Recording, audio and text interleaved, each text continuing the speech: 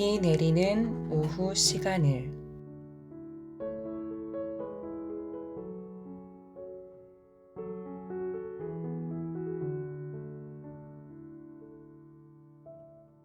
(2020년) 여름에는 비가 참 많이 그리고 오래 왔습니다.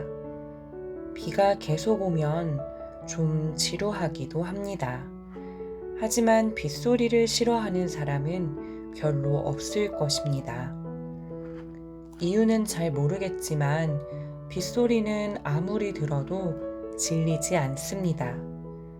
특별히 할 일이 없는 오후에 빗소리를 듣는 것은 즐거운 일이죠. 수잔 어츠는 이런 말을 했습니다. 비 내리는 오후 시간을 어떻게 보내야 할지조차 모르는 사람들이 불멸을 꿈꾼다.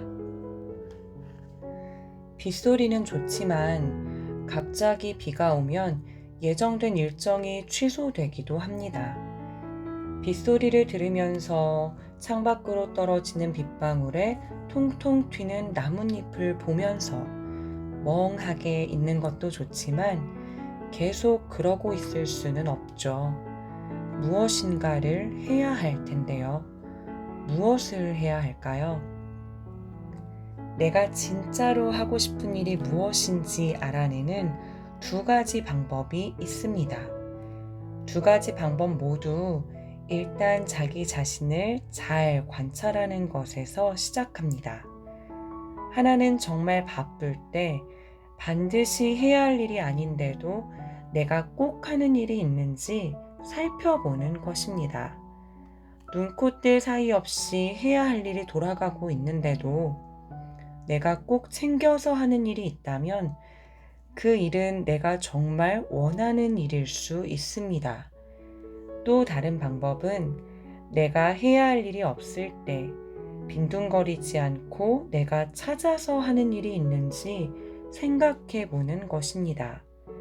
그냥 쉬어도 되는데 굳이 몸을 움직이고 머리를 써서 어떤 일을 한다면 그 일은 자신이 진짜로 하고 싶은 일일 확률이 높습니다. 저는 내가 원하는 일을 알아내는 두 가지 방법 중 후자에 더 공감이 됩니다. 할 일이 많을 때는 해야 할 일도 제대로 다 못하고 그냥 지쳐서 쓰러져 버리는 경우가 많습니다. 할 일이 없을 때, 다시 말해서 꼭 해야 할 일이 없는 상황에서 자신이 일을 만들어서 한다면 그 일이 내가 꼭 하고 싶은 일이지 않을까요? 비 내리는 오후에 예정된 계획이 갑자기 취소되었다면 할 일이 없어진 상황입니다. 일정이 취소되었을 때 신나게 하고 싶은 일이 있는 사람은 자기 자신을 잘 알고 있는 사람이고 세상이 자기 뜻대로 돌아가지 않아도 즐거울 수 있는 사람입니다.